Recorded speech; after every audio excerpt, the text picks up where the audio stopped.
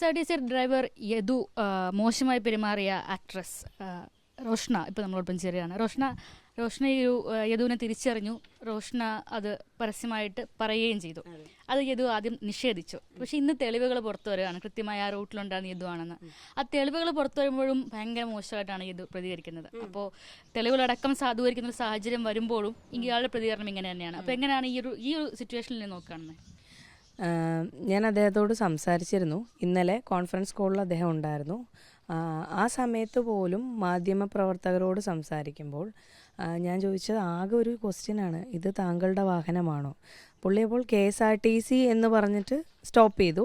എൻ്റെ വാഹനമല്ലല്ലോ KSRTC, അതാണ് ഉദ്ദേശിച്ചത്. KSRTC എന്നിട്ട് പറഞ്ഞു മറ്റേ മേയർ പറഞ്ഞ കണക്ക്, അങ്ങനെ ആ ഒരു ലാംഗ്വേജ് ആണല്ലോ അവരുടെ.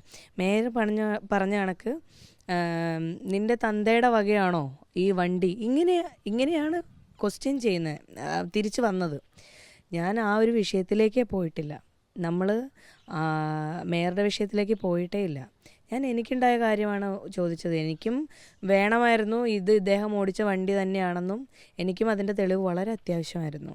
ഞാൻ ഇന്ന് രാവിലെ കൊടുത്ത ഇൻ്റർവ്യൂവിലാണ് അതിൻ്റെ തീയതി, സമയം, ആ ലൊക്കേഷൻ അടക്കമുണ്ട് നമ്മളുടെ അതിൽ. അത് ഞാൻ സ്ക്രീൻഷോട്ട് ഇട്ടിട്ടുണ്ടായിരുന്നു.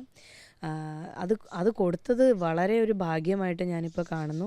ഉച്ചയോടുകൂടി അദ്ദേഹത്തിൻ്റെ ഡിപ്പോയിൽ നിന്നുള്ള കംപ്ലീറ്റ് ഡീറ്റെയിൽസ് വന്നു.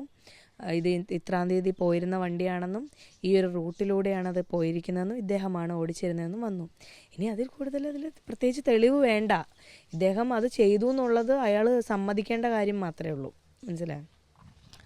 റോഷ്ന